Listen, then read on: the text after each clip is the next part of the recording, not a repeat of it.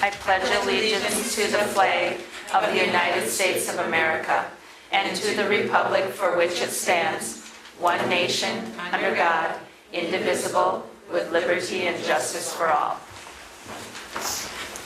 Okay. Marty, will you do roll call attendance, please? Sure. Mary Jo Rasmanowski. Here. Mary Jo Radka. Here. Patty Jacobson. Here. Laurel Meek. Amy Huffman. Naoma Thundercloud. Here. Scott Barton. Here. Okay, thank you. Has the meeting been verified, been notified to the public according to open meeting laws? Yes. Thank you. We're at the point where we have public comment. Is there anybody here from the audience who would like to address the board of something that's not on the agenda? Okay, I would like to make a motion to move 8.1 field trips up to right after board commendation to facilitate our Sarah who needs to leave. I'll second that. Thank you. All in favor say yes? Yes. Yes, opposed. Okay. We'll move the 8 point. We'll move on to community engagement, and we have a special award for Mr. Basil Holder.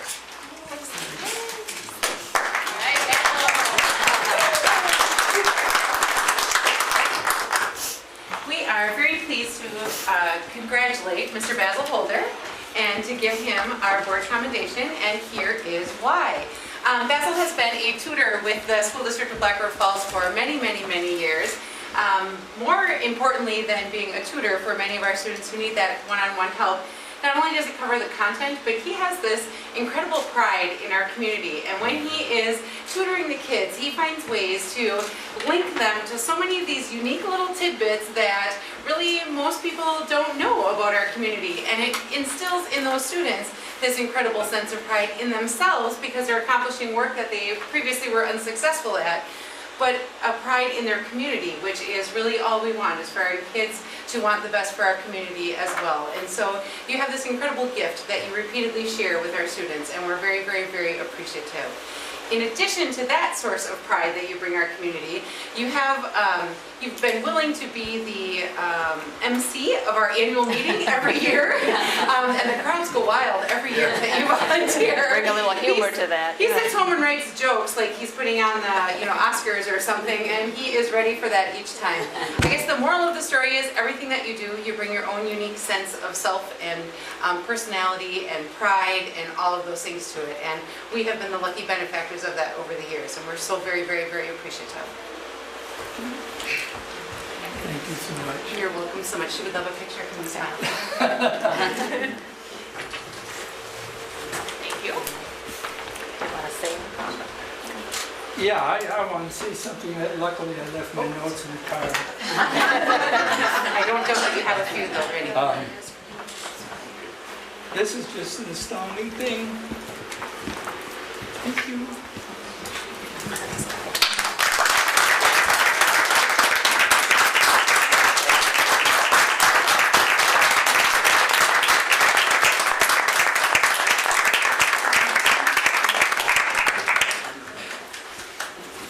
Okay. And now we'll go to 8.1 for field trips. We ask that you please speak into the microphone because we record this for closed caption for YouTube. So you can please, most like kind of over there, so you're between all the worlds there. Yeah. Good evening. I'm Sarah Halverson. I teach at the high school. And this last summer, so almost a year and a half ago, I came to the board asking for your approval to take a trip to the World Leadership Summit. So I'm going to share a little bit about what we did. It seems like a bit long, but it'll go pretty fast. So if Jill, you want to this is just a recap of all the things that we saw and did on that trip. I have a student who hasn't graduated who went on that trip with us as well, who might say a few words later on too if we're lucky. So we first started our trip in London, and so some of the highlights that we saw along the trip were the London Bridge. And so not only did we do a lot of things with food, but they got a little culture, and we went to 2 different art museums. So this was the major art museum that was in London, and so they got to see some of those famous pieces. There's a kindergarten version of that out in the hall. I saw that. And you can recognize it as the same. I sure did. Yep. The changing of the guards at Buckingham Palace was quite the adventure to go and see and do that, take part in that. In Italy, we went to the Indian cooking class with Jamie Oliver, not with him, but some of the people that work for him. And so our whole bus was on at that whole thing. We went to an Eataly, which is some of their grocery stores. So you can see the focus of this trip was a lot about food, which is why I took the kids. A little bit more about all the different selections of meats and breads, and we got to try all those things as well. Then in London, we went to Borough Market, and I know when we take these trips, we talk a little bit about the safety, because that's obviously kind of front and center for a lot of parents sending their kids somewhere where they might not think it's that safe. And that was one of the places a few weeks prior to that where one of the attacks was. And the entire time that I was there, I felt very safe and secure with the company. And but we had some challenges that we did. This was my team that I was on with some of my students. It was kind of like the Amazing Race through Borough Market, our trip advisor gave us, what did he give us, $15 to try to find the most exotic things, and you'll probably see that right there. We had ostrich, kangaroo, wild boar, and the zebra in these kind of meatball things that we all tried, along with lots of other things that I kind of pushed them out of their comfort zone with trying. Just all the different fruit from all over the place, the olive selections, the different types of breads and meats, and just amazing, amazing things. And throughout the trip, I'd ask the kids what was their favorite thing. We seen the Eiffel Tower, and they would go back to Borough Market because they thought that was so cool. It was really impressive. An international food market in Paris. This was just all the different spices that were sitting out. Another Italian cooking school that we went to when we were there, and then we sat and ate with the people that we cooked with. And then we went and we took another excursion and took the kids to Versailles when we were in Paris. And of course, very impressive. We couldn't really get down to that lower part because Fashion Week was starting, and you can see all the stuff that was being set up. They thought they would see someone famous. They did not. So the Trevi Fountain in Rome, you know, all those classic things that you have to go and see and do. The Leaning Tower of Pisa, that was another excursion that we took that wasn't necessarily specifically planned, but we're there and we decided to do it. So learning a lot about history and different pieces of that and bringing this stuff back home. In Rome, we went down by Julius Caesar's grave there and learned a little bit more about him and his impact in Rome. And of course, the Colosseum, which is in itself just amazing. And then Shakespeare's Globe Theater. And then, you know, along the trip, this company does a wonderful job. You know, we're at Notre Dame here. And, you know, if you know anything about art or art history and architecture, there's the flying buttresses. And so not just sharing that, but he always had the kids interact and doing different things. So he had them form this and understand how those flying buttresses made that structure the way it was. And then there is Notre Dame. And then the Eiffel Tower. We saw the Eiffel Tower during the day and at night and in all its glory. And then macaroons, of course, they all had to try macaroons and try to take macaroons home with them. I think most of them were eaten before they were taken home. And then the Louvre, so the second art museum that we went to, and in that amazing place in itself. And then one of our last things that we did before we ended up at the Leadership Summit was we went to the gelato factory. We ate a lot of gelato on the trip as well. But we went to the factory, we learned how it was made, we participated in a demonstration, and then they all graduated, and that's their diplomas from that school. At the Leadership Summit then, we got to see Anthony Bourdain and listen to him speak, all about his journey throughout his career and what he does. And then Raj Patel, which Raj wasn't the star, it was supposed to be Anthony, but if you ever see this guy or go to some of his TED Talks, amazing, amazing guy on his outlook on our world and our economy and such. And then just our end of trip celebration at this amazing little castle that was our group and our tour guide there that we bonded quite well with on the trip. So I'm just going to have Haley say a few words from a student perspective and how this might have impacted her. Thanks. So I just thought I really want to push this trip just because the things that you do, and like everyone talks about how you're going to realize how similar these places are, but I never felt that way. I felt like everything was different, but it was in the best way possible. So you got to see a lot of things that you would never, pictures can't even remotely be the same as when you see them up close and in person. And our tour guide was amazing, and a lot of the architecture and stuff, the detail, had a lot of stories to go with them, and he really explained them well, and just everything that he did really helped make you understand everything that was going on, and the food and where it came from and all this stuff. And we also were with some other states in our big group, and I hopefully will get to go this summer to go see some of my friends that I met in Boston. And it's just crazy to think that, we were together for 12 days and it only seems like we knew each other for, a few days because, at the first you're shy and stuff. But we got together and now it's just, we talk to each other every day and it's really, really nice. So I hope that we can do this again. Thanks, Amy. So then the next presentation is the presentation that, if this is approved, I plan to share with parents and their students tomorrow night at the parent meeting. So I gave her permission to go ahead and schedule the meeting. Just so we're all clear, I said, schedule it knowing that it might not come to fruition. So. Yes. She wasn't gambling, I told her to. Correct. So I have been working with this company, this would be my third trip with them. I feel very confident in this company. But as we were on this last trip, I've taken 2 trips to the Leadership Summit, and it's a pricey trip. It's one of the most pricey trips that they offer.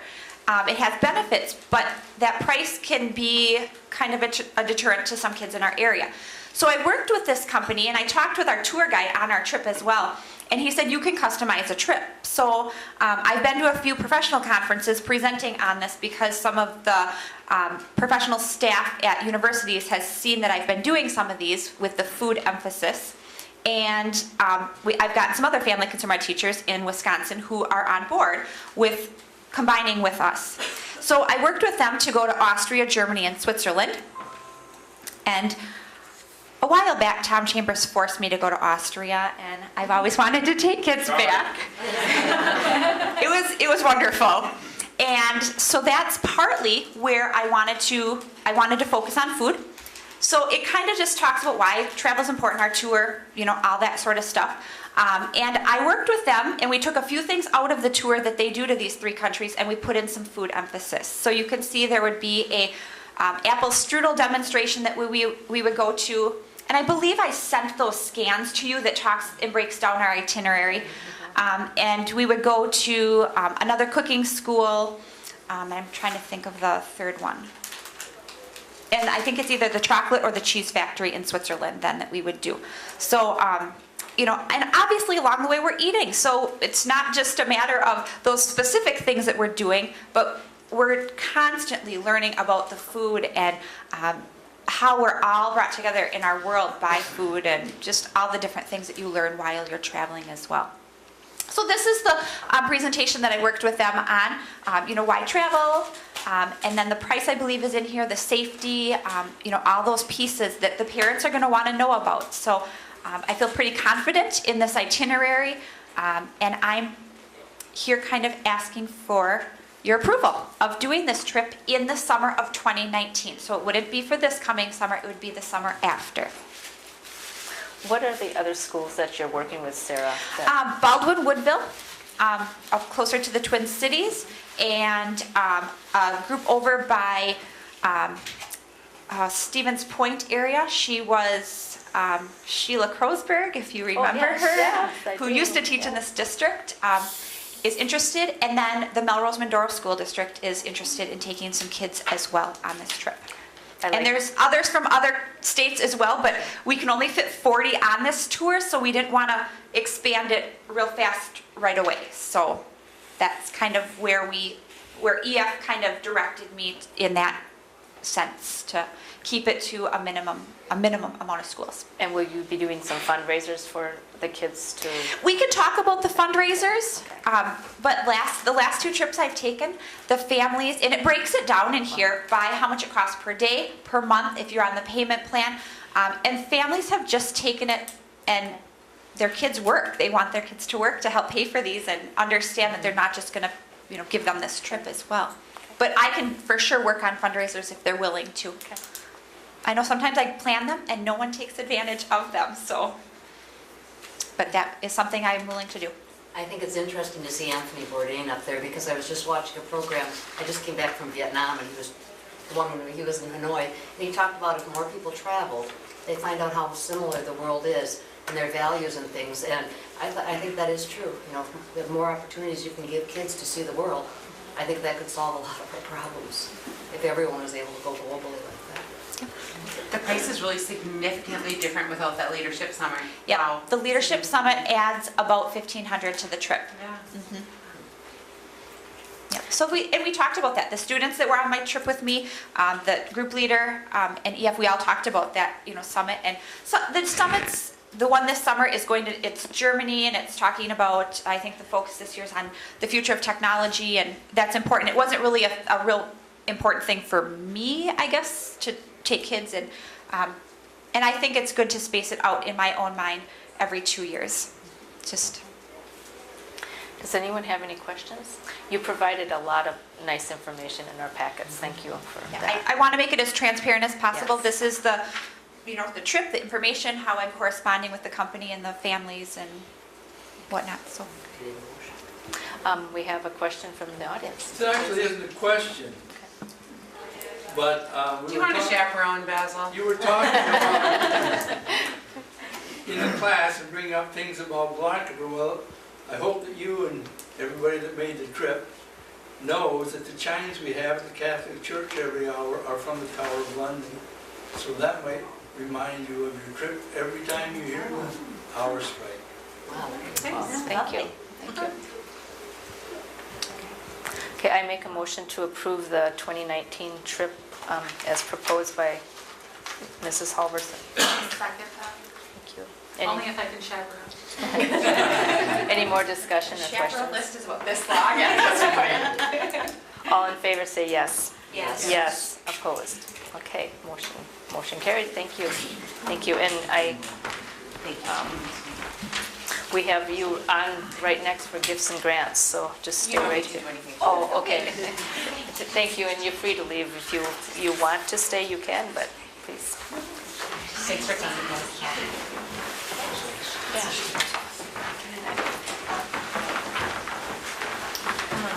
For the grant, what we were approving is Sarah had written to the Wisconsin Beef Council and was approved for $250 for in her classroom, and it said that it had to be for beef related products, and so I'm certain that that will go quickly when she starts doing her grocery shopping for her many classes. And so honestly, Sarah's been pretty aggressive at writing these smaller dollar amount grants that are very, very helpful to her programming, and so I would recommend approval of that grant. Is there a motion to approve the beef grant, Wisconsin Beef Council grant? I think that. Go ahead. Okay, Laurel and Mary Jo second? Sure. Okay. All in favor say yes. Yes. Yes, opposed. Okay, motion carried. Now we'll move on to our people, focus on purpose, and we have the stripes class. And they are out in the hallway. Let me go retrieve them. And You're not. I don't know what stripes stands for, but we'll find out. I've heard of it, but I can't remember. What?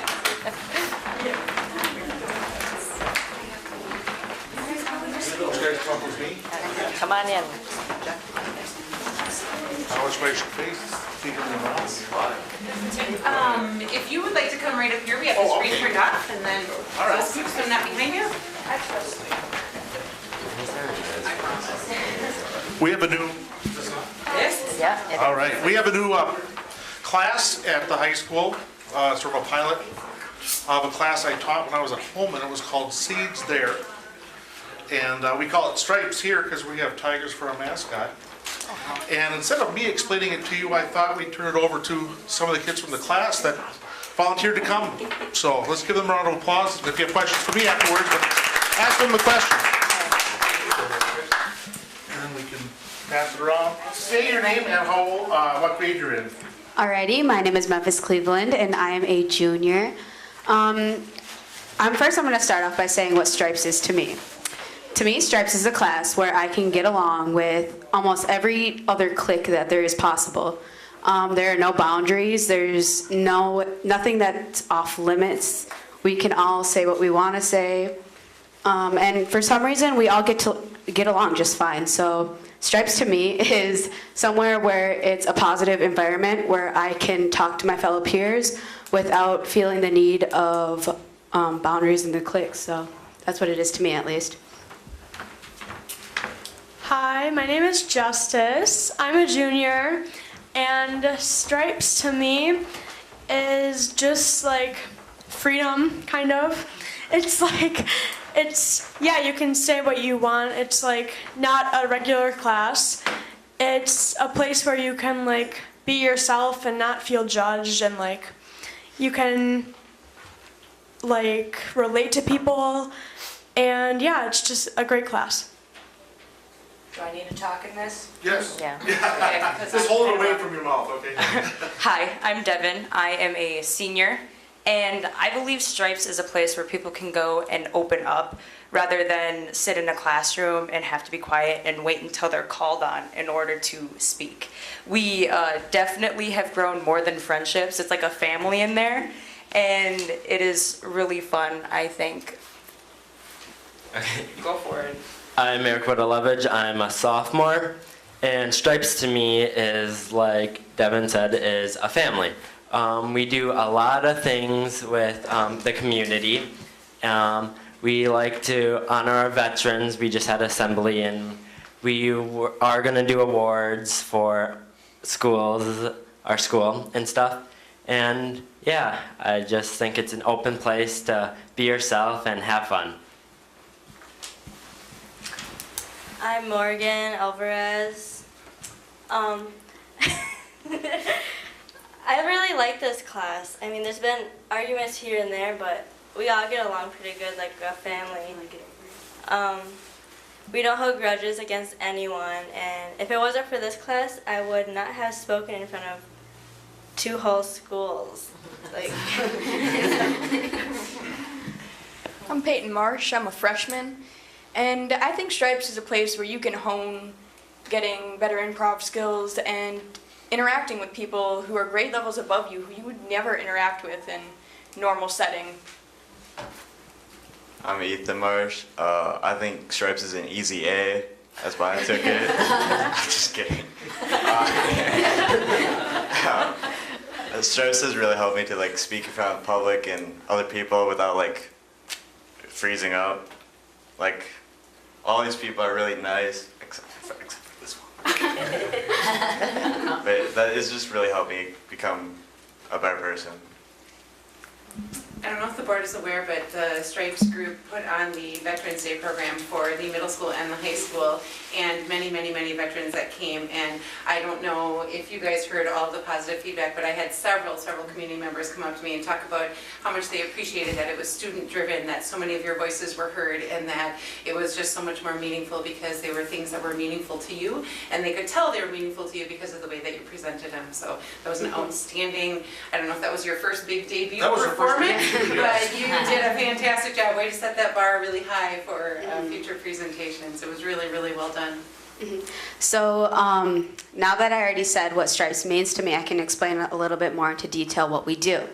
So on a regular day basis, we'll get into the class and we all sit down, and Mr. Wallen asks us how our weekend was or how we're feeling for the day, which really gets us to open up, and it really kind of just breaks the ice for the day because every day is a new day, and you know, somebody can be going through things that you don't really know. So what we always say, what happens in Stripes stays in Stripes.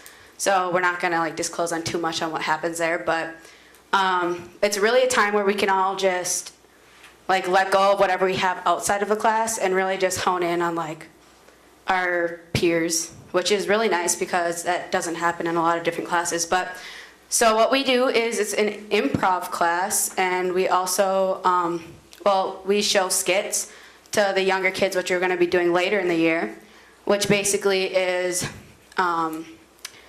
what we should be doing and like how we should be, I don't really know how to word this, but Act on a day-to-day basis. yeah, with each other. definitely how we should act on a day-to-day basis. And so we're going to be teaching the younger kids how to act and just things that they have, like issues and stuff. And we're going to kind of just go in on that and speak up about things that aren't really spoken about. And then we're going to go to the high school and we're going to do little skits and acts on the issues within the high school and basically the world and how we perceive it. So there's that. I don't know if any of you guys have anything else. No, it's good. Do you guys want us to do a little improv thing for you guys? No? Yeah. You guys want to see it? No? Okay, so we can do that. I think we're going to do one called Foursquare. We're going to do Foursquare. So who wants to explain how that works? So Foursquare is a game that involves 4 students walking up and standing in a square. So we all Yeah, we can go up, do it as here, instructed. so we don't hit Yes. anyone. Yeah, in a square like this. So the first 2, who would be Devin and Eric, would be given a prompt. Now that prompt would be, What type of feeling are you feeling? yeah, and You guys can pick something. What type of feeling are these two feeling for the say a improv? feeling, and they are going to act out what that feeling is and how they talk to each other with that feeling. So anyone have a feeling? Ecstatic. Ecstatic. Right. So then we, And then they would move to the right. And now Eric would. what is sorry. it? Setting? Now these 2 would have a different feeling, or not a feeling, but a setting. different prompt. So setting. Anybody have anything? What is the setting? Anywhere. Like. Mr. Wallman, give us one. Yeah. The borough market. What is that? Setting, a restaurant, a public area. Denny's. Denny's? Denny's. Okay. Right, now they'd move to the right and. A job? A job occupation. Yeah. What are these 2 working as? Something we know. Teachers. Server. Okay. A server or a teacher? Either one. Server. Server? Okay. At a school. Oh, okay. Cool. I can't Move to the right. They keep me alive. Cafeteria lady. And this is a saying, right? And this is a saying, Yep. so like, what's in my pocket, or. What are we gonna start off with? What is that? Opening line. Yeah, it's an opening line. Anyone got an opening line? Anyone? Where's my cat? Okay. Where's my Okay, where's my cat? Okay, so Now now we they just go go back over to- what we did. This is and now they're gonna explain what they're doing, right? Static. Denny's? Denny's. Servers at school. Yep. Where's my cat? All right, now they're gonna start in the previous position, and when we say action, they're gonna start and just put energy into their performance, and what would they do when they're ecstatic, or. Who's gonna be telling us to move? I need to know this. Yeah, we need a director. And be So loud. she's gonna be the director, and she is going to. So she has to say Direct them to action go right and right or left. Action. Oh my gosh, I'm so glad you're here. I know, me too. How'd you get here? Oh, I drove my mom's car. I ran. I was too excited. Oh, I should have ran. I felt like running, but then I was like, I don't want to get all sweaty You know- for these people. I was sweaty when I even started running. I was just too excited to run. Right one. Right one. Right ones. What should we order today? I don't know. I feel like maybe a taco. I'm kind of feeling pancakes. Ooh, pancakes. But I don't really like pancakes, at least not today. Oh, I don't like pancakes with the syrup on it when it gets too soggy. Oh, I feel ya. Oh shoot, she's coming, she's coming, she's coming. Okay, what do we want? Can I have Pepsi? Oh, I think I want a water. Left 2. Left. Left. 1, 2. Where's my cat? You don't know? Did you run him over? I got my car taken away. Right 1. Which way's Right. Okay, this is where it gets funny. So I I'm a little out of breath, but I'm so glad to see you're here. Yeah, Sam, you kind of look a little bit sweaty, but... Really? Oh, It's I okay. just... Okay, what are we here for? Do you know? Oh, I think... I don't know. Do you know what we're here for? Dude, we gotta find our seats first. Do you see one? Yeah, I'll stand. I'll Yeah. stand. It's okay. It's Do you know what it's ready? Right two. So, Darlene, what are we feeding them today? Did you go check the schedule? I don't know what to put in there. Tater tot hot dish. Oh, that takes forever to prep. I don't think they want it today. Should we just change it? Should we have just a choice day again? Oh, sure. We're too lazy to make tater tot hot dish anyway. Right one. Tell me where he is. He's in the garage. You're lying to me. No, not my garage. But he's in a garage. So I think... Right one. I think we see 2 seats right there. You want to sit down? You can sit down first. No, I don't want to sit down. Too much energy, you know? I heard Obama's supposed to be here today. Ooh. I don't really see him. Scene. Michelle? See. Right, and Thank you. Teen and the biggest terrorist.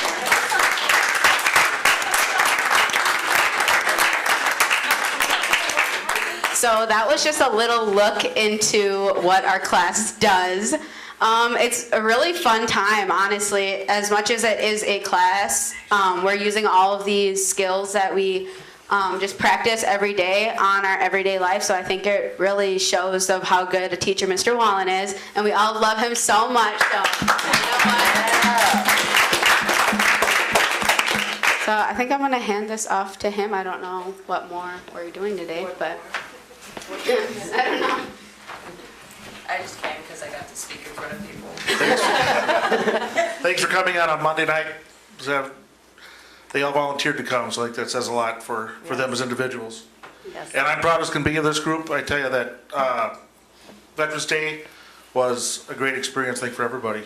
Because it was over 800 people you guys spoke to, and they didn't you could hear a pin drop in there the whole time. It was very well done. And they prepared that themselves in their groups and put together the presentation. And we'll be preparing different presentations for each group of students throughout the entire school district. And different presentations at the high school besides the show we'll be doing.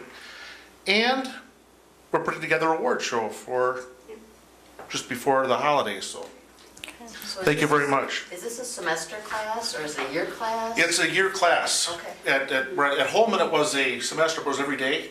Because it takes a long time to build the skills to be able to put, because they'll be putting together skits about bullying or skits about drugs or skits about harassment. And you have to have a real trust factor to be able to share and exchange ideas and not be afraid of people going, well, that's dumb.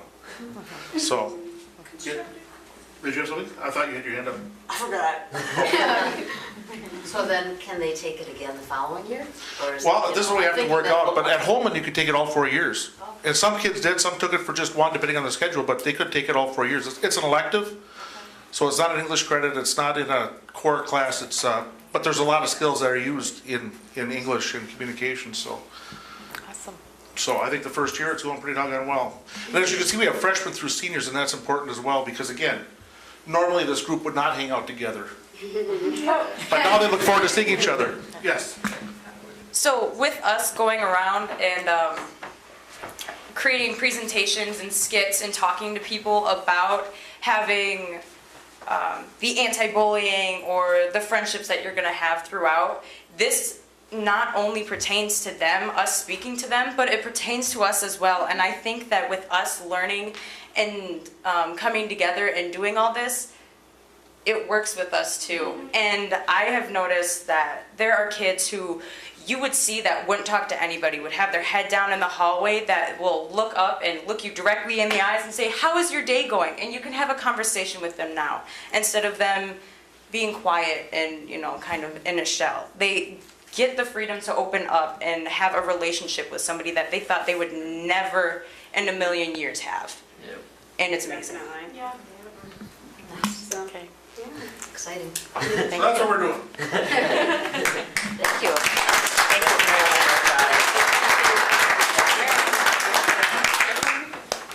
Watch out.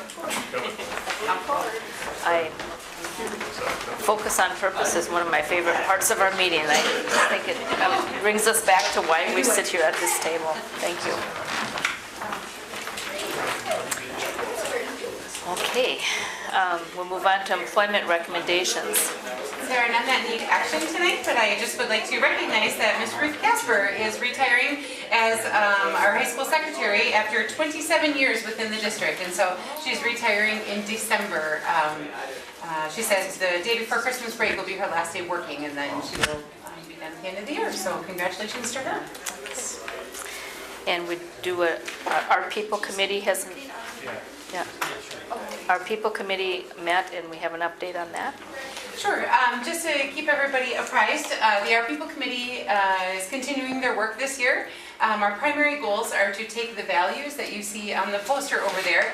As part of our strategic plan, under that pillar, the goal under that pillar was to instruct and provide a willingness for everyone to hold each other accountable for those values throughout our organization. And so the group had some nice sample that they looked at, and so are working hard on putting together what those values are going to look like in everyday life, and then a plan to roll those out to the rest of the staff.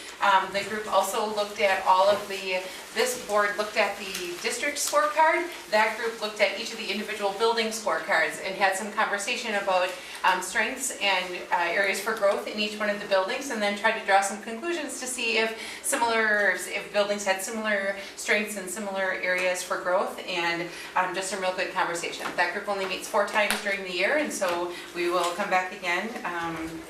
I think it was January is our next meeting. I'd like to just add that there's representation of all of the employment groups within the district on that committee, and it's it's a large committee, but it really comes together with people working in separate little groups on things, and then also working as a large group. I would say that there's not very many times that I meet in a professional committee type setting with a lot of our support staff, and so to have a maintenance person and bus driver and food service and the aides and secretaries and teachers and administrators, it really is a very eclectic group, and so I feel like we get a really nice cross-section view of the district, plus there's somebody from each one of the buildings, and so it just kind of works that way, that we've got a real diverse group that meets, and I learn something every single time that we are together, that some people look like, well, I can't believe you didn't already know that, and I look at them the same way. Well, I can't believe you didn't know that. But within an organization, there's no way one person could know everything. So it's really good. Good work. Yeah, good collaborative work. Then we'll move on to 8.2, the RTI handbook, and we have Stephanie to talk.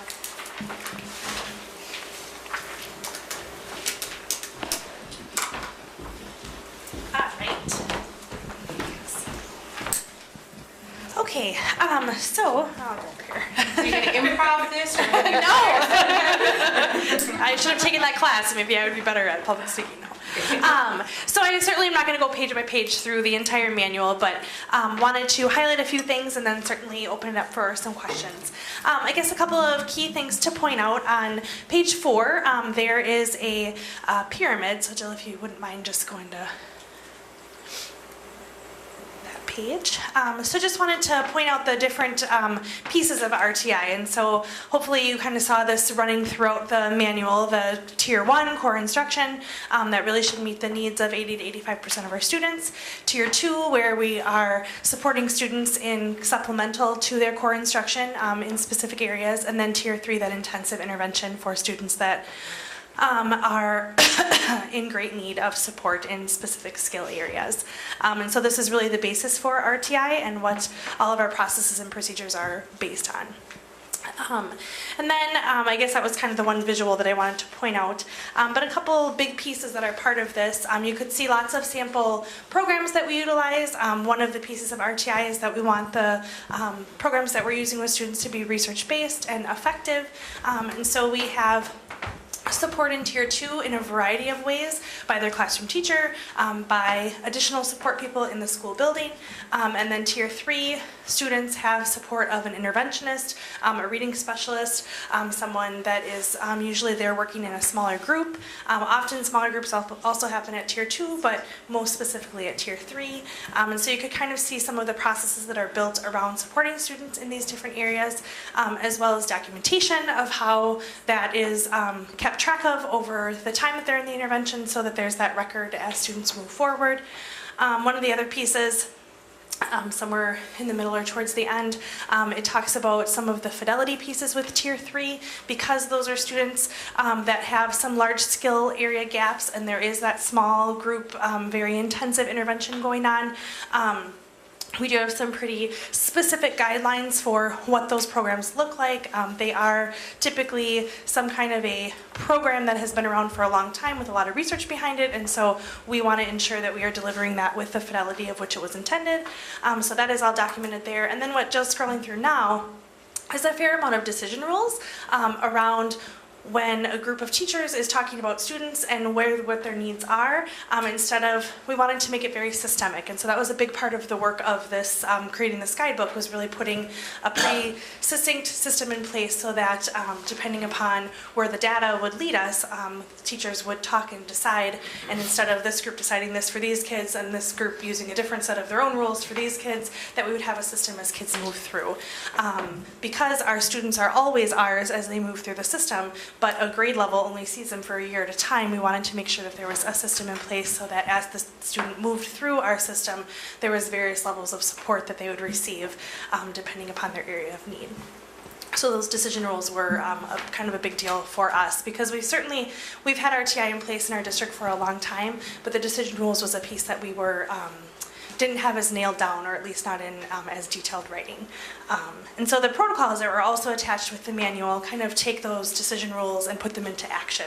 And also kind of take some of the guidelines that were in here and puts a little process to it. So with all of the protocols that we utilize during our PLC meetings, they are not meant for a group to sit around and read every single question and make sure that they have notes in every single line, but more of a guide, so that there's again, a systemic approach to that conversation, so that big pieces, like in the Tier 2 protocol that was listed, it talked about lots of different kinds of supports. Are we going to, for this particular group of students, are we going to continue support in the skill area? Does this group need different support, but support in a different skill? Do they need some front-loaded support? Do they need some extension support? They've already mastered the content, so they need some enrichment opportunities. So again, just the manual itself is kind of our procedures, and then the protocols that were attached are some examples of kind of the processes that go with that. Did you have any questions? I like that you added at the end the question, or frequently asked questions, because as I went through, I was thinking of some things, and they were all there, which was very nice. Good. There's a committee that met for probably a couple years that got together to try to put this together. And you've heard the principals talk the last couple times about the behavioral side of the RTI pyramid. This was really to show that representation, that it is just one pyramid, but half is academic and the other half is behavioral. And so when they were talking about the CEFL training and the PBIS, that is that same 80 to 85% should be getting their needs met in the core instruction, 15 to 20% in Tier 2, and then that top is 5 to 10% at that Tier 3 level. And so it really is meant to mirror each other on both sides of that. So. And I didn't highlight it, but you probably noticed in there that, as Dr. Severson said, there was a large committee that worked for a long time putting the initial together, and then it was sent out to teachers, and we had teacher representation from every grade level. Lots of our interventionists came and kind of poured over and said what should we change, what's confusing, what should be different. We had several meetings in the spring before we kind of rolled it out as now this is going to be our practice, and then annually we review it. And so we reviewed it last spring and made some changes, and we will review it every year just to make sure that the processes we have in place are working for us. And so and we also don't want it to be something we write and put on a shelf, but something that we live, and it helps us be consistent. So. What I thought was helpful is there was a graph there that showed how this is implemented, and that I think because it always is, I think is hard for when teachers have so many different levels in their classroom, and where do they get resources to manage all those different needs? and not spend a ton of time on data collection. Right, absolutely. So at the elementary level, it looks a little different depending on the building, but there's a dedicated time in the day where where students are grouped flexibly and that support is delivered, or enrichment, or whatever group that they're in at that time. And then at the middle school level, so it's called target time at the elementary and tiger time at the middle school. Which I always get them wrong, depending upon who I'm talking to, it's never the right one. Any other questions or discussion? Thank you so much. No problem. We'll move on to youth options. Do we have any more? There for are no approval? requests this time. Okay. And the First Nations website, we'll review Sure, I that. just wanted to highlight for you that, there it is.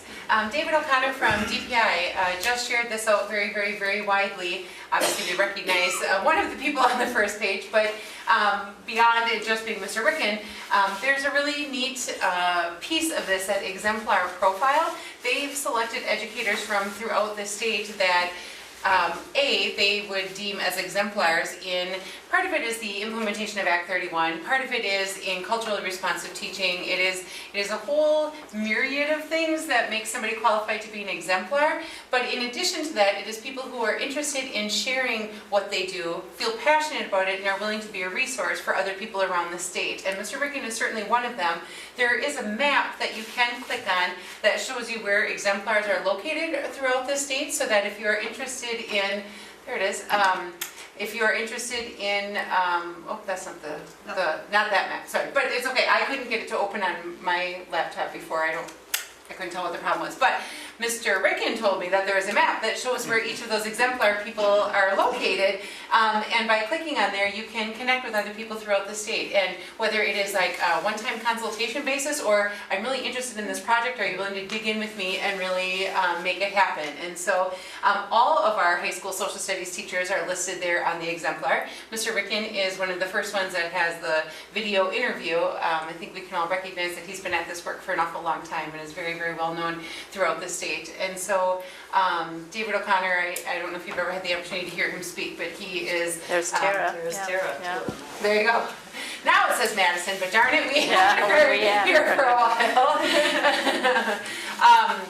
David O'Connor just does a fantastic job at gathering resources, and part of the rationale behind this website was usefulness, and kind of to Patty's point just a moment ago when we were talking RTI, there are so many things and random resources for somebody else to do some of that vetting for you and steer you in the direction to quality things that can be used. It really, really is helpful, and so we're obviously very proud of our staff for being listed on there, but also excited for the resource, because we certainly don't have all the answers. We've got some high school staff up there, but boy, there's some elementary folks throughout the state who are also doing some great things that'll be great for our people to connect to. And so it was exciting for us to be highlighted, but even more exciting to have the staff that are interested in digging into this work and collaborating throughout the state. Mr. Ricken, I was just talking to him this morning, and he said that him and the gentleman from Prescott, Jeff Ryan, he's like, I feel like the two of us are almost interchangeable sometimes. Whenever somebody says, was that Ricken or Ryan? I can't remember which one, because they do an awful lot of collaboration in their projects, but just wanted to share that with you. Thank you. Yeah. Did Student Success have a report? Yes, we met. We tried our hand at some policy. We had to extend our meeting. Don't mock us. We do policy all the time. So we're going to be meeting again on December 11th to finish up. So we'll be sending some policies and rule changes to the policy committee. Started work on selection of instructional materials and then the supporting rules. So in a nutshell. Okay. Perfect. We'll look forward to those coming to us then. Okay, thank you. We'll move on to finance and facilities. We have monthly expenditures. They were in your packet. Does anyone want any of those pulled out for discussion or questions? Okay, is there a motion to approve? So moved. Thank you. A second. Thank you. All in favor say yes. Yes. Yes. Opposed? Okay, motion carried. Policy Committee Board Report.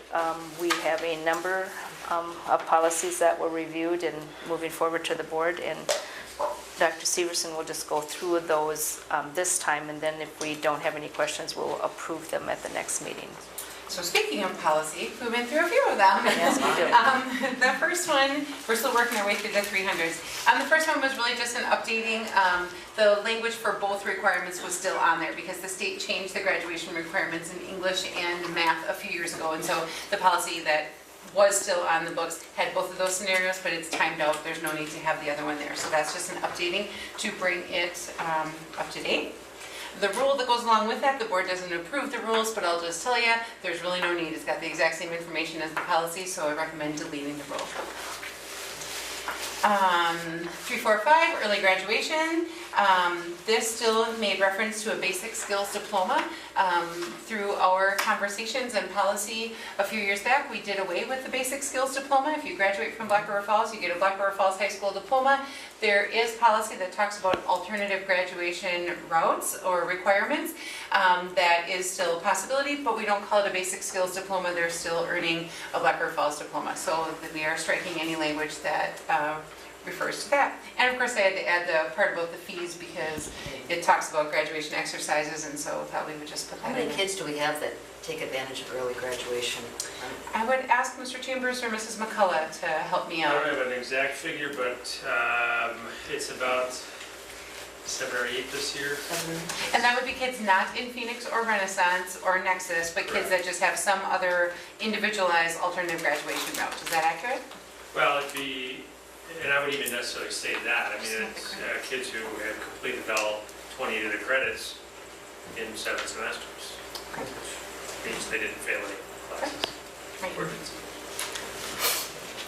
Okay. The exhibit is good. Graduation exercises, again, talked about the, I just had put in a date on that. Again, this talked about the basic skills diploma, so again, struck that language from there. Testing program, this is part of something that is supposed to be an annual notification by the district that we, if you recall, the board has to annually adopt what standards we are going to use for our instruction, and so that just needs to be posted on our website. This is also one of those annual notifications that needs to be posted on our website. It used to be called testing program. The requirements now, because the state does dictate so much of our state assessment system, they also dictate some components of the policy that need to exist. And so I accepted almost all the language from the WASB sample and changed the name to Student Assessment Program. It's a little bit more comprehensive than testing, and then struck the old language. So it is in compliance with the posting requirements annually.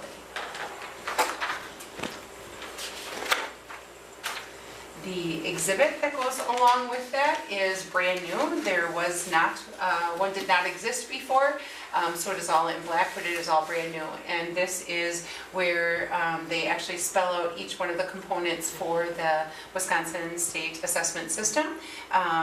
We would prefer this in exhibit as opposed to policy because they tend to change the assessment, and this way we would be able to just change the exhibit without having to go through a full policy revision at that time. So that just spells out all of the timelines and so forth for the Wisconsin Student Assessment System. It also talks a little bit at the end about the parent opt-out option. That is something that I think we've talked about before, that if too many parents choose to opt their child out, the district gets dinged for a low participation rate on the assessment. However, it does provide for that opportunity for a parent to opt their child out of taking the assessment, and it spells out specifically which assessments parents have the right to opt out of, and it really is all of those required by the state. The next board policy was non-discrimination testing, and all of that information was included in that student assessment policy, so there's no need to have a separate policy on it, so recommend deleting. The adult education that was written in 1989, and if you read through it, it really is outdated language.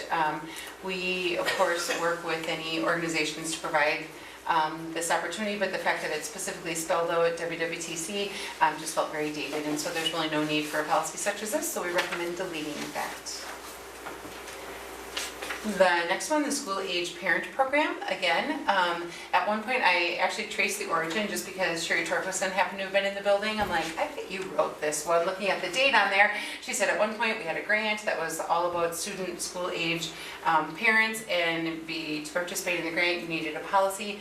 To be honest, right now we have that alternate graduation requirements. We've got so many other things that would encompass a student who is in this situation that this really singles out one small population, and it's just really not necessary. So we recommend deleting that policy as well as the rule that goes along with it.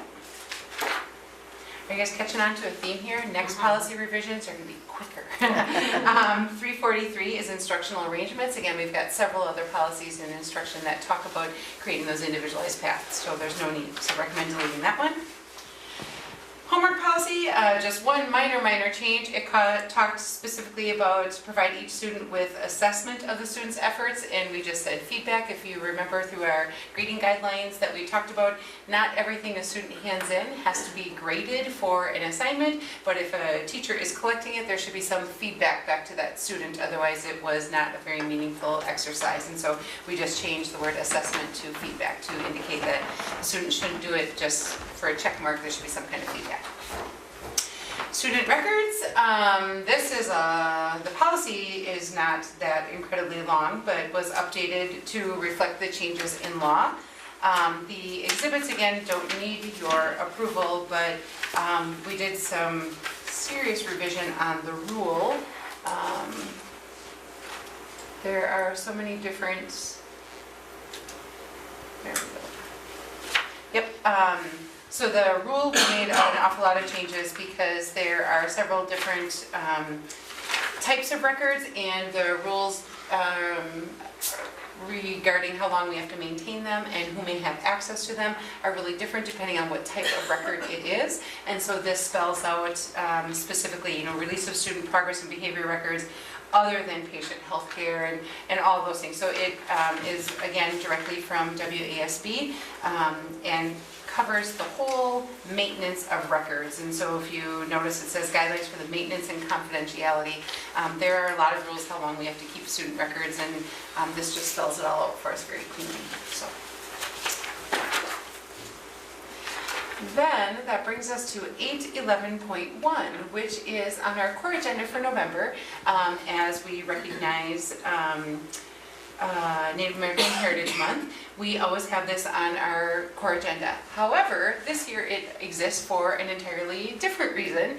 Annually, we have to, when we submit our impact aid application to the federal government, which usually happens in January after third Friday count, Jill? It's just somewhere around January 31st. in January, and they ask for evidence, meaning the board minutes, of when this policy was reviewed with our Board of Education. This year, there is a large push amongst all of the federal programs that we are participants of to work more cohesively together as opposed to those programs working in isolation. So our Title I, which does our some of our reading interventionists, is a part of that. We get Title II. It's now Title VI, which used to be Title VII, not that it matters, but all of these different funds that are coming to the district, they are asking for more coordination of services between these different entities. And as such, they have said that each district must approve some Indian policy and procedures, and they said you must call it that because that doesn't feel the same as we used to call it Native American parent and legal custodian involvement. They were really very directive over what they wanted us to call our policy and what components needed to be included in that policy. So the first part is the changes to the policy, and before we get there, I also want to talk a little bit about the changes to the rule. They actually, and they, meaning the federal agency that oversees the Title VI funds, created 5 different policies that they wanted every district to meet the criteria in order to check the box that we have approved the Indian policies and procedures.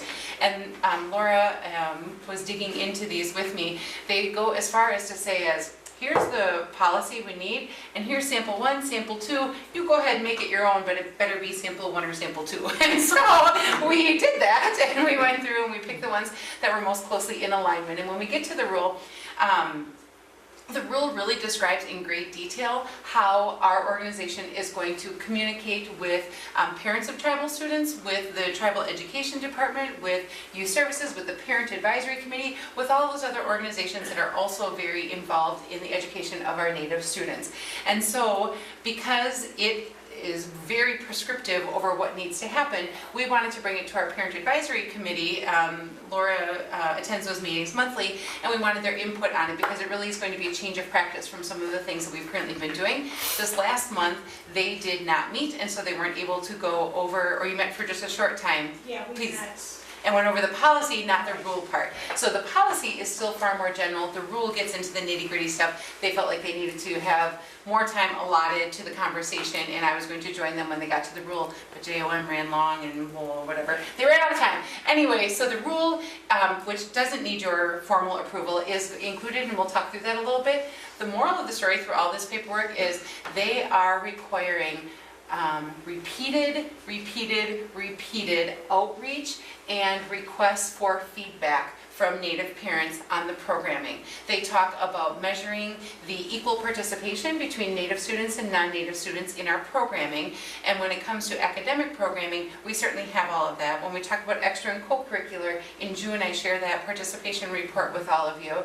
And so we have that data. What we don't have right now is a means to get feedback directly from Native American parents. And so let me back that up a step. We ask all parents for feedback in February when we send out that family feedback survey, but we don't ask anybody to check a box whether they are, what their ethnicity is, and so we have no way of sorting which of those comments may have come from a family of a Native American student and which one has not.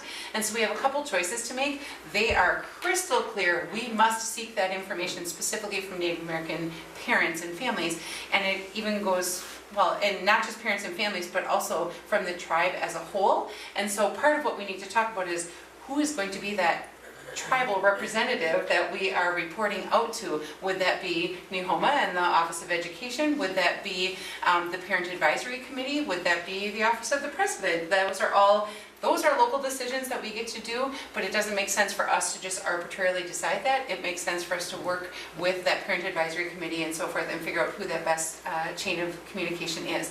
One of the requirements is that we must respond in writing annually to any concerns raised by Native American families.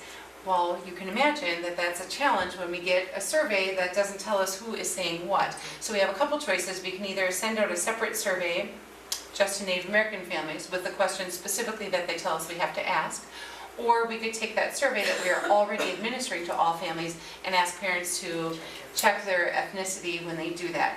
We've intentionally not done that because we serve all families, and so are people going to look at it from a different lens if they first have to, denote that? I don't know any of those, but they're crystal clear. We have to find some way to solicit feedback specifically from Native American families. So, long story short, there's a lot of work to be done on the rule and the actual implementation, but the policy itself, you can see the changes that they are, I would say recommending, but they're really dictating. If you want to be eligible to receive the funds, your policy will read such. So, any questions or comments about this? I would only add that their only feedback on the policy was the name of the policy. And so I explained that it still is the Department of Indian Education at the federal government level. And so therefore, that's why that is still showing up there, but they wanted, what did they want? That they don't like the Indian policies? Right, I know. Right. I can't believe that that's what they tell, whatever. But I said rest assured that the people that I contact and we've spoken to at the federal government are culturally representing them. And so they felt better about it, that the people that were really there. So their concern was not in the fact that we took away Native American parents? No. It was more the second statement, yeah. I just saw a typo. Must be in the other one. Next page? Yeah. No, the other document. The bottom of page other one. document? Yeah. Sorry. Yeah, on the bottom of the first page. There's that typo. And there's also some highlighted areas that aren't filled in yet because we're still waiting for that collaboration. The highlighted ones are what we need to talk about. The last sentence, Education Committee will schedule meetings. Oh, yep. Good catch, Naoma. But the rule certainly isn't done yet. I'm dyslexic, but sometimes things pop up. So as you can see, the highlighted areas are the ones that we still need to have conversation about. Perhaps you're aware that 4 times a year, Laura and Stephanie and Tammy and Jill go out to the nation for a quarterly meeting where we present topics to whomever from the tribe wants to come and hear about them. Another thing that I do appreciate about this is they really emphasize if people aren't coming, if what you're doing isn't getting you the feedback you need, stop doing it and try something else. Whereas we've been doing these quarterly meetings for years with virtually no participation. And so I appreciate that they want you to articulate what you're going to do, but then also kind of that common sense. If the horse is dead, get off, try something else. And so we'll do trial and error as we go through that. Yes. I just had another change in practice that when the Parent Advisory Council met, the PAC, we have a standing 2 agenda items. One is celebrations and one is concerns or suggestions. And so that brought up the topic of bullying, and they were just wondering some of the different things that the district's doing. So I've asked all the building principals and their guidance counselors to put together just what is happening at the different levels. And so in January, then I'll share that back. So I feel like adjusting what our focus is will help bring some of those concerns and things. And give us a focus on what to bring back to them, what do they want to know. And the next part is that regular communication out to the school board. And so Laura and I had talked that during the district admin report, when the buildings go, or at some point during the meeting, we would ask Laura to report out from her monthly PAC meeting, because there is definitely supposed to be an awareness by all board members, the feedback from the Parent Advisory Committee. And so we will have a regular reporting out from Laura at each of our monthly meetings as well. So, questions, comments, concerns? All right. Just another spelling on that other document. Is it the rule? No, the rule. We really haven't gone through that yet, Oh, so okay. I appreciate it, but I can almost, do you know what it is? Yeah, Johnson O'Malley, O apostrophe, she apostrophe instead of right. Oh, yeah.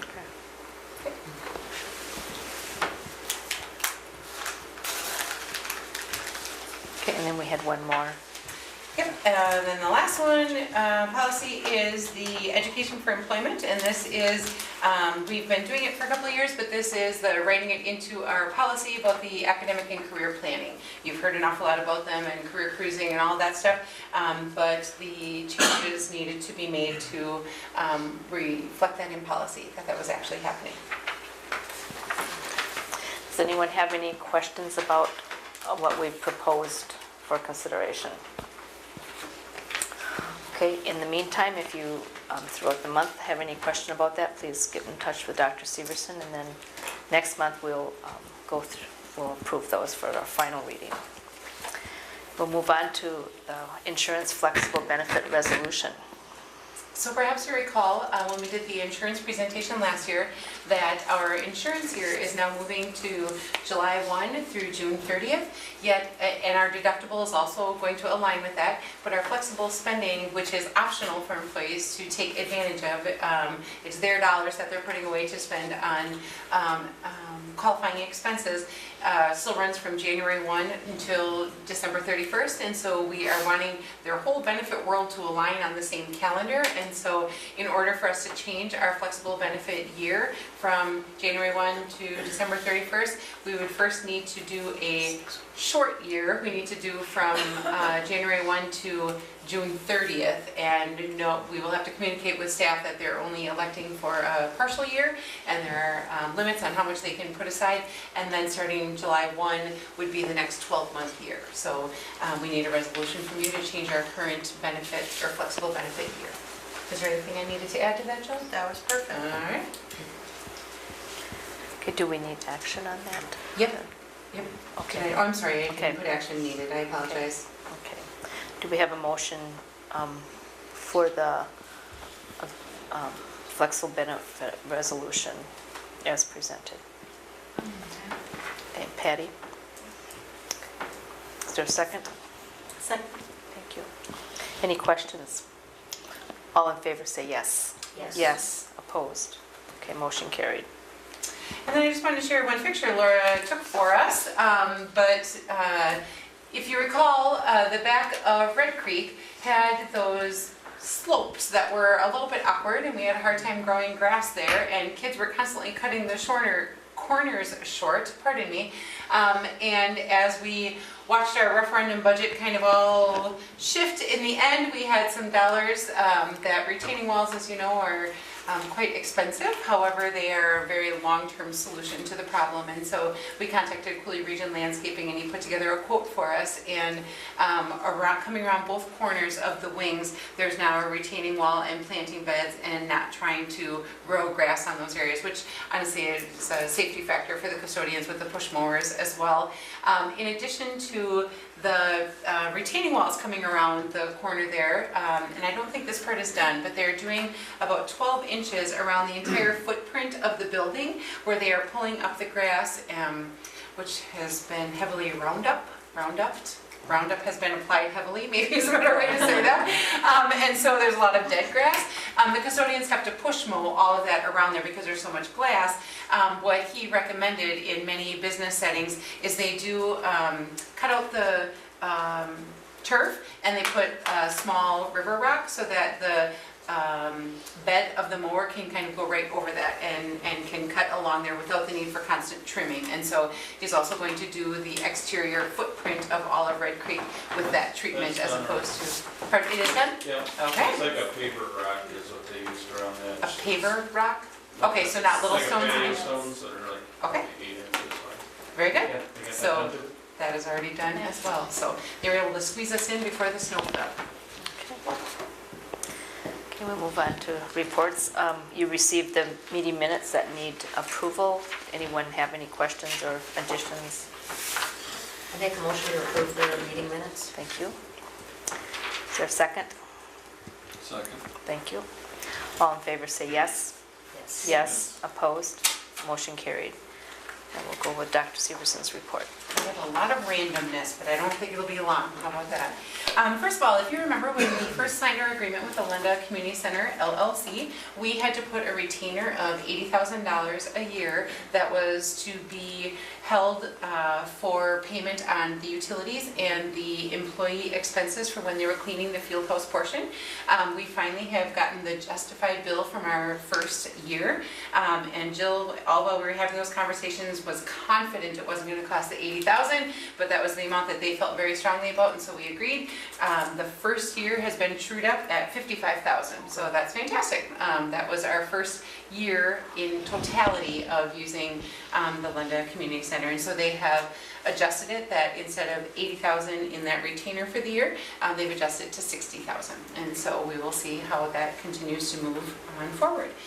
Just wanted to highlight, if any of you are looking for a little physical activity, you heard from the 8th grade group that was going to Washington, D.C. They have really been pretty gung-ho about scheduling a lot of fundraisers, and on Saturday, December 2nd, they are doing a fun run, a Santa run, they're calling it, and I loved it that if you can't be there on December 2nd, you can virtually run, like go run by yourself any other time, and you send in the registration, they send you the hat, the Santa hat and the t-shirt, and then you have virtually ran along with their thing. So I guess you could virtually walk too if you wanted, or just get the t-shirt. Either way, you're helping support their fundraising. Or in my case, limp.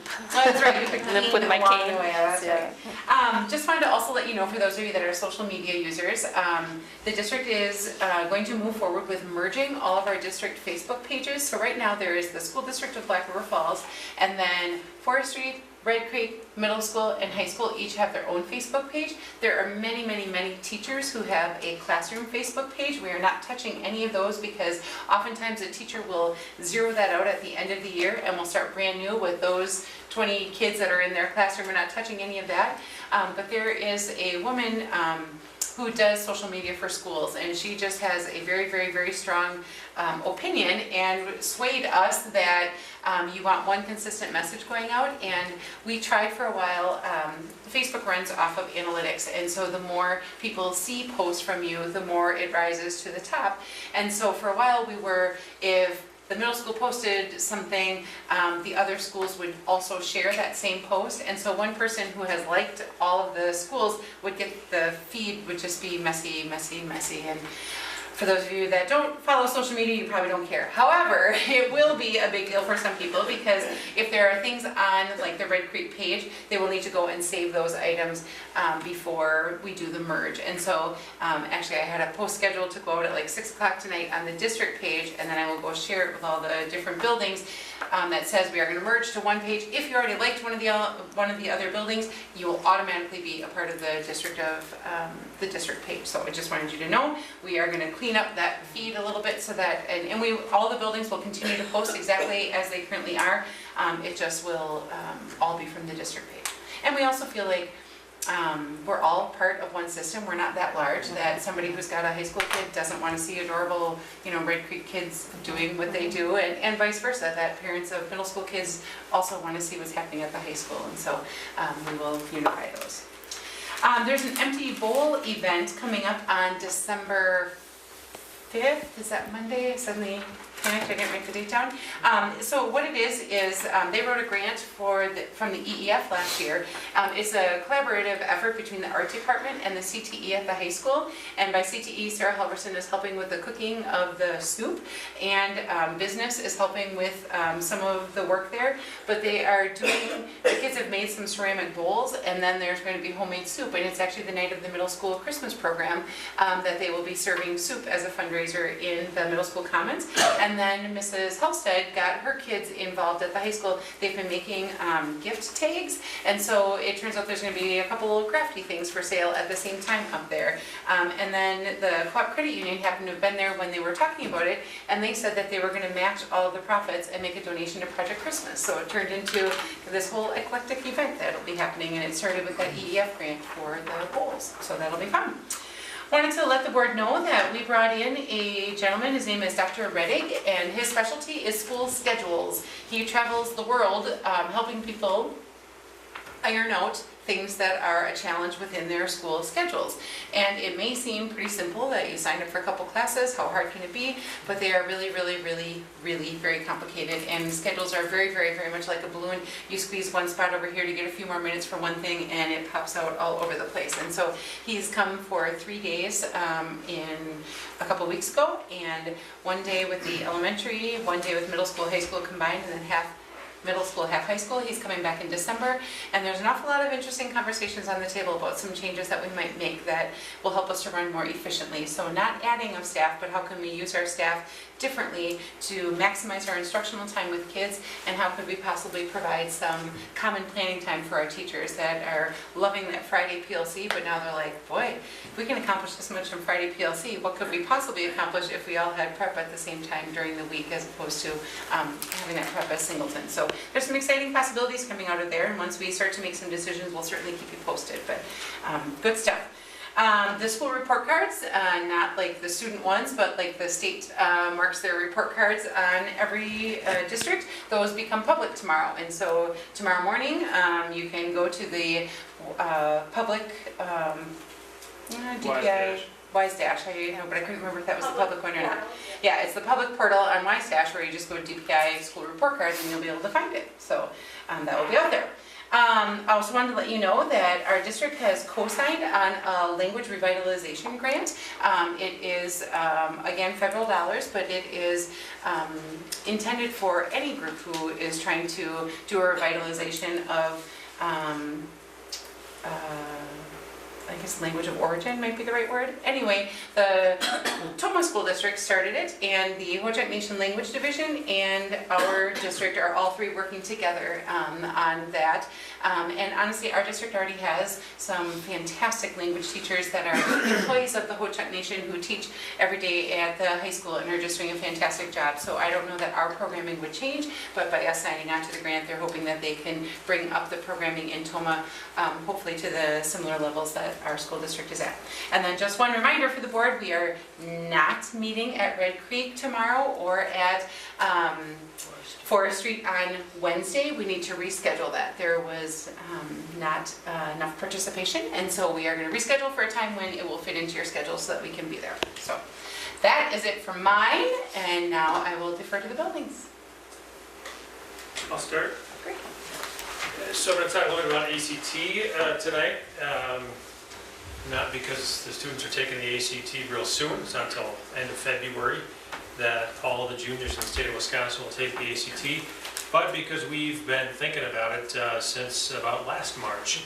And in the process of that, we put a few things into place to try to assist the juniors and actually all the students in the high school with preparing for the ACT and taking the ACT. And so some of the things that we've done are Lisa McCullough contacted the ACT itself and got some information about trainings that they do, brought in a trainer last spring towards the end of the year, and worked with our teachers during some of their PLC time to get them more familiar with the test, how it integrates into their instructional curricula and so on.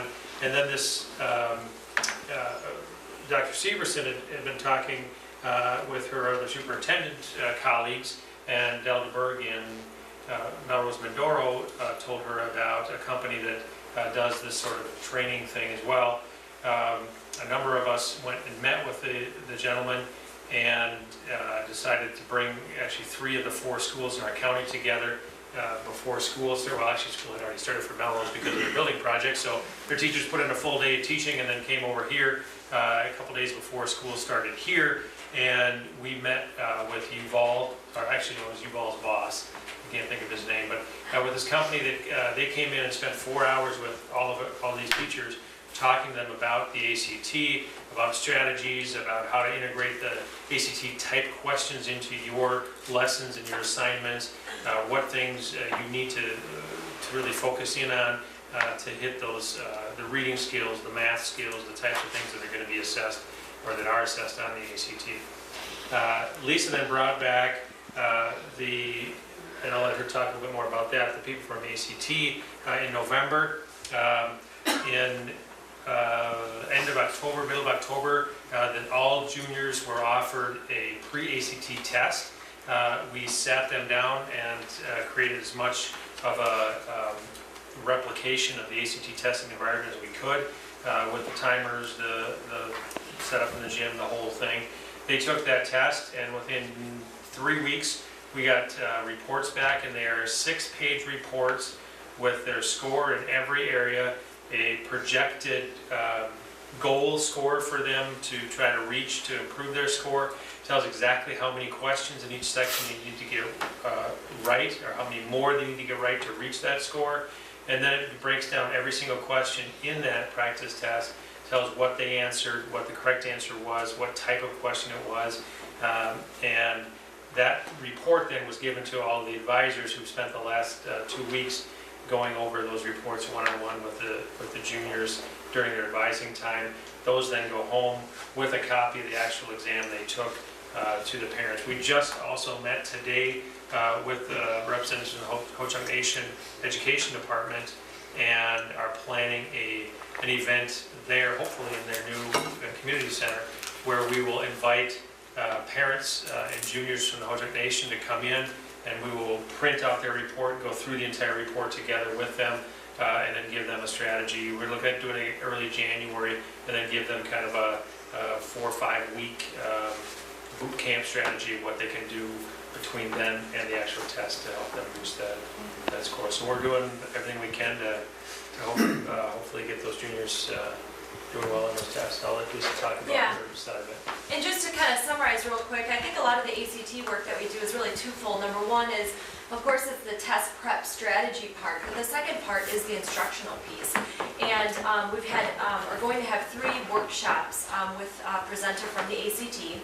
As Tom just mentioned, we had one in May, and that was really looking at the college and career readiness standards that ACT creates in the 4 core areas, and how that can kind of anchor some of the work that teachers do in their curriculum, focusing a lot on the skills that are needed to do well on the ACT.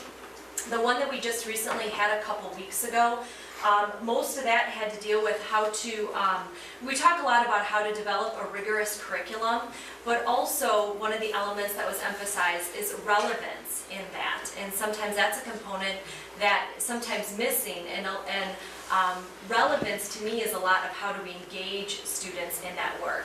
And what surprised a lot of staff members when I had spoken to them after the workshop is they said, you know, I'm surprised we didn't really talk much about the ACT today. And that was the intention, because the intention is really to get at what are some of the skills that students need to be successful in the ACT, but really just to be successful in their classes, and how teachers can start to blend some of that skill work into their curriculum. Coming up in February, she's going to be visiting us again, this time focusing mostly on assessment literacy. And this is going to be geared towards multiple choice questions. And I think there's kind of a misnomer that sometimes multiple choice questions is simply a recall of content.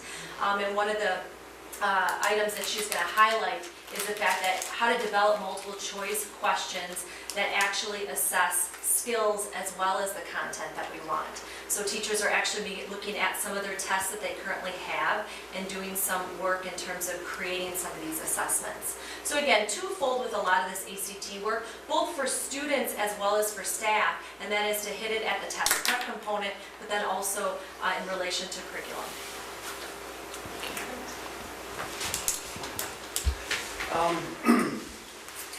I was kind of surveying staff and asking if they had some neat things to share that I could share with the school board tonight.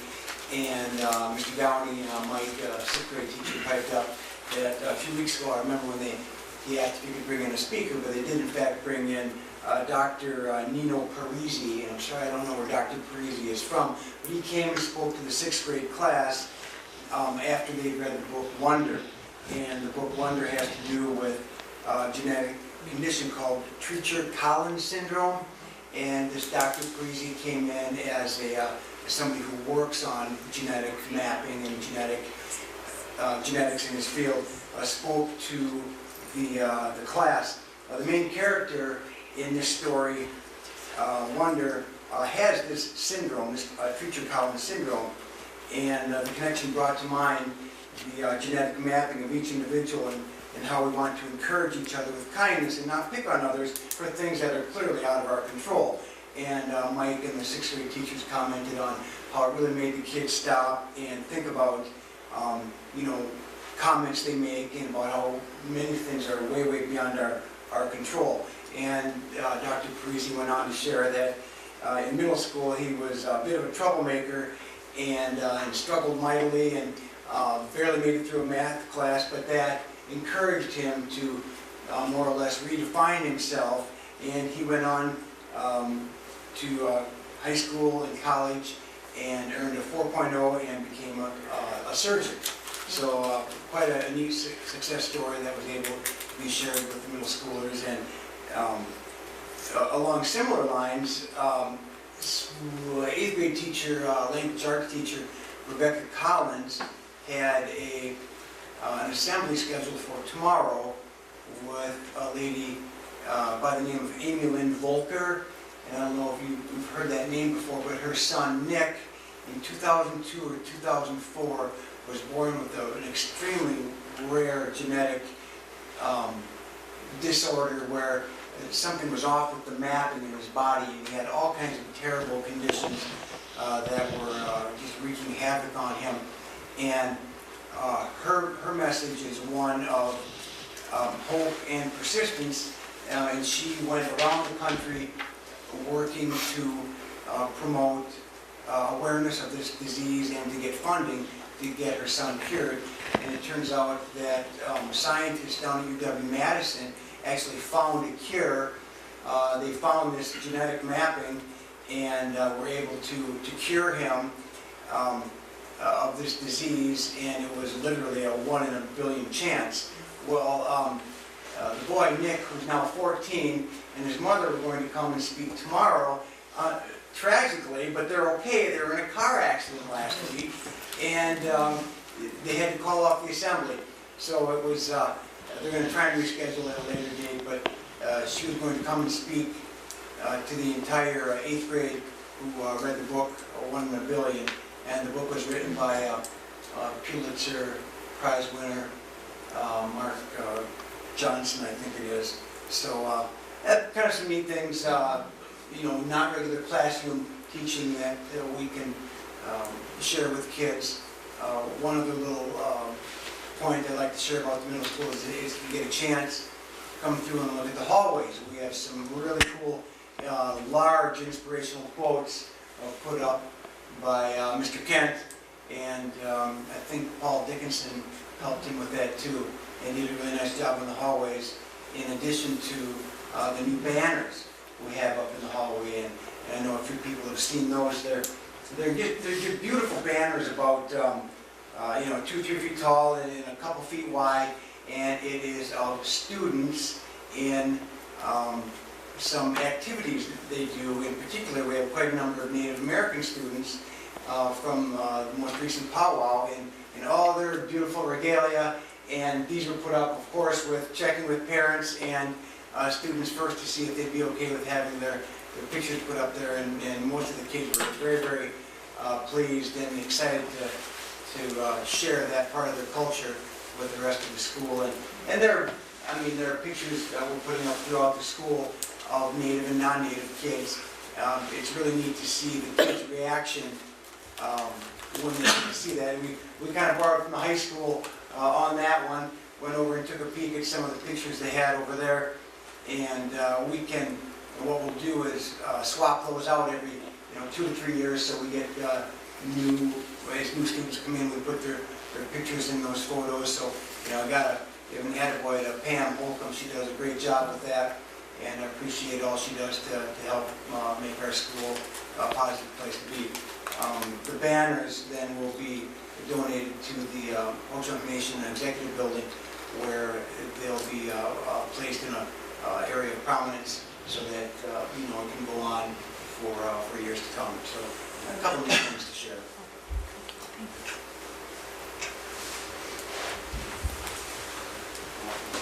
So Rick and I are gonna give a little rundown together, I guess, on we got our two staffs together at our last staff meeting. We met over at Red Creek, and we had some workers come from Jackson County and from Ho-Chunk Nation on the coordinated service teams.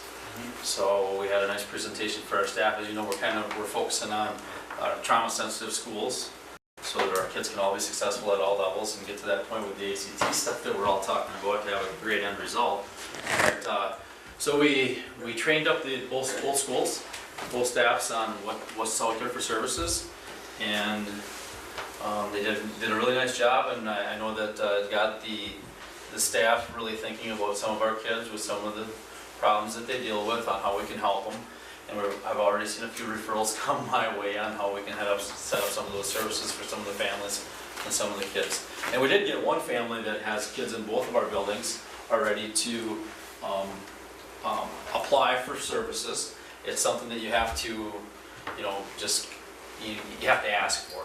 And you have to be willing to accept help from the outside of your home for these services. And they've taken them up on it, and that ball has gotten started, and we're hoping to see some effects and some benefits from that. I think I have with a particular student in my building, and I think we're hopefully seeing a little bit in your building as well. Yeah, so.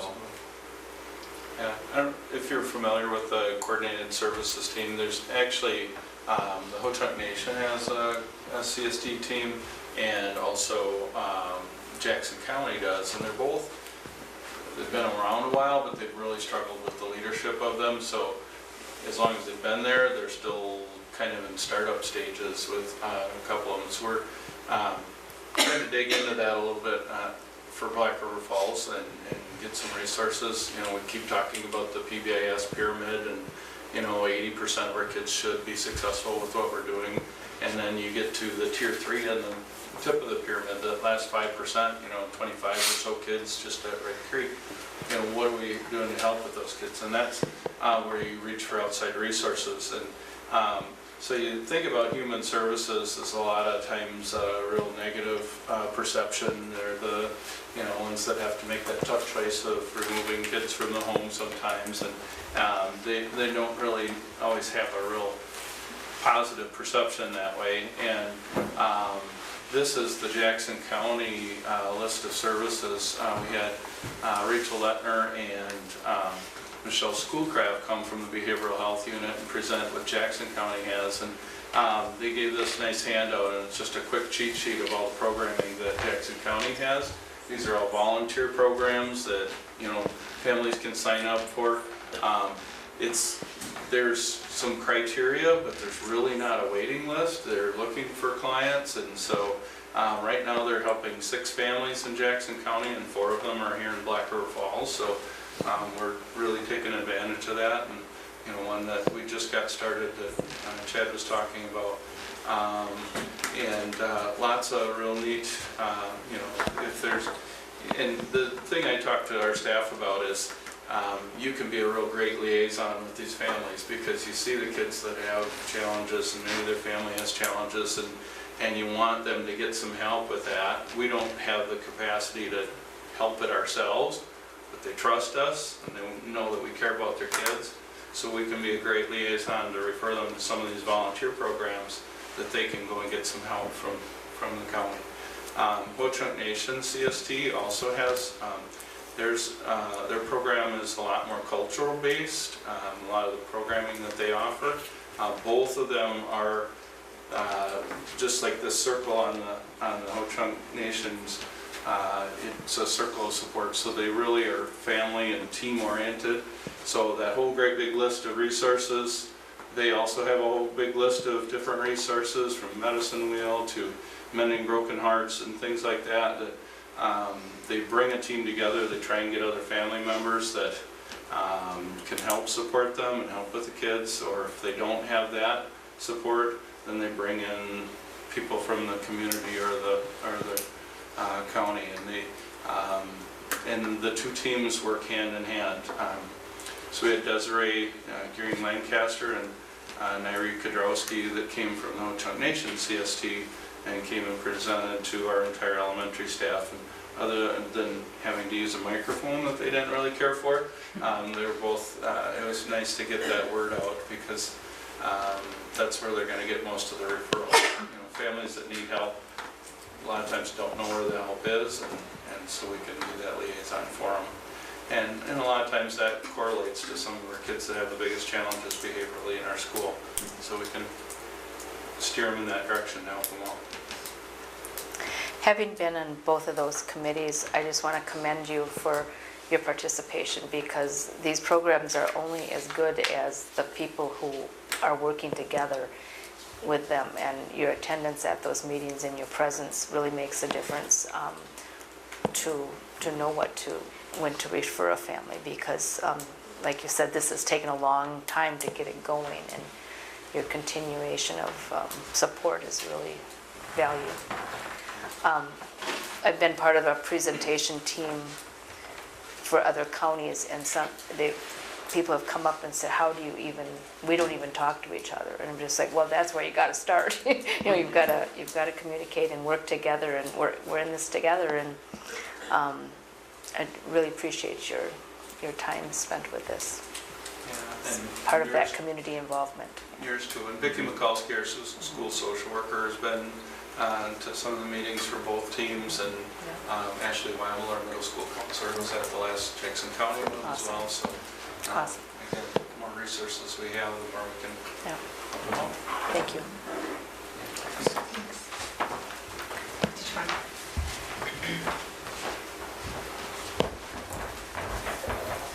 From a couple different areas. First of all, looking at our assistants, we have 3 early releases in our district, and the first one was on November 3rd. And on that day, I got to spend the whole afternoon with all of our assistants. We had 45 people come over to Gebhardt Building, and we spent the afternoon working on autism training. We spent some time going through autism basics, and then we did what's called Novel in an Hour, where we read a book that was written by a 13-year-old student who has autism. And it was a very powerful afternoon where we split the book up into about 45 parts. Each person took a part and then shared out our parts, and we spent the whole afternoon together. Not just special ed assistants, but assistants across the district, our library media people, people throughout the district. So it was 45 people that got together. It was a great, great afternoon, and well received by the entire staff, so that went extremely well.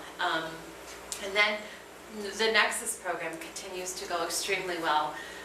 About a week ago, and this is a proud mama because thinking of those kids in that program, we had a student that was put in kind of a tough situation where they needed to make a good decision and not really sure if they were ready to make a good decision. And he made a decision where he could have gotten into the middle of a fight.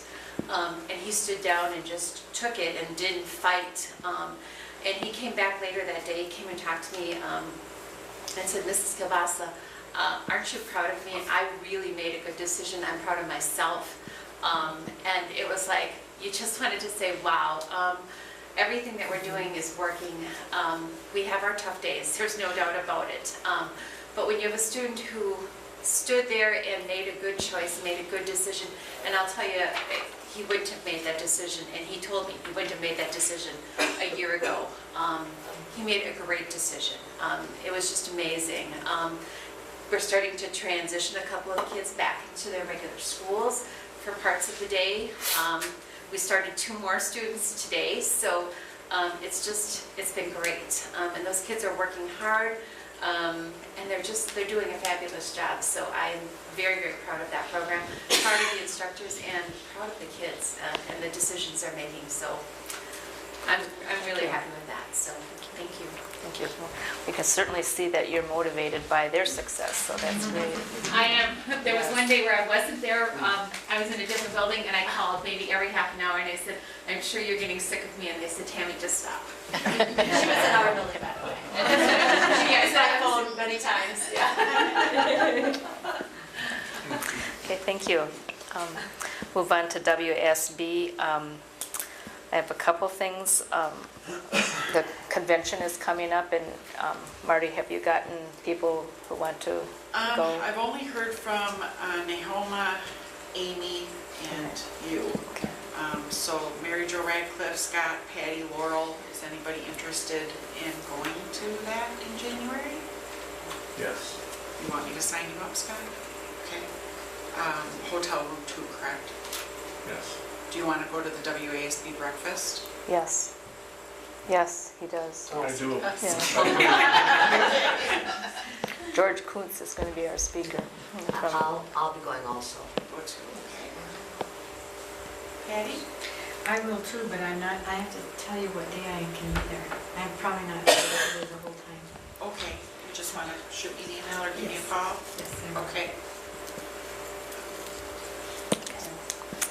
Laurel? I will have to give you a call maybe. Okay. All right. Boss won't let you go. No, Next- she won't. Next month, we'll be receiving our policies and resolutions that will be considered at the delegate assembly, and we'll go through those.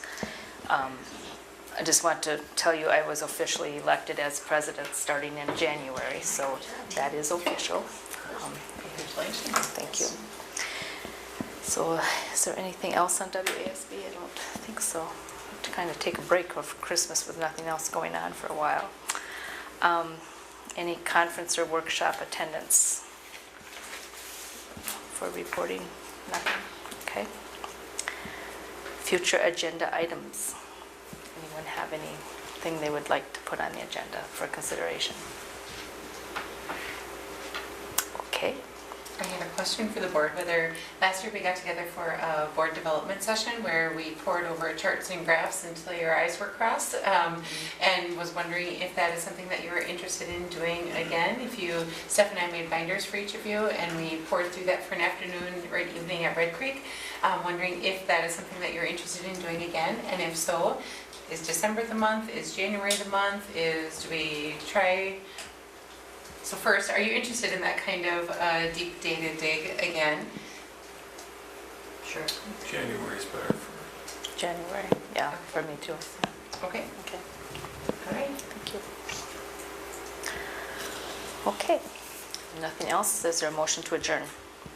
So moved. Thank you. Second. Thank you. All in favor say yes. Yes. Opposed? We are adjourned at 7:43.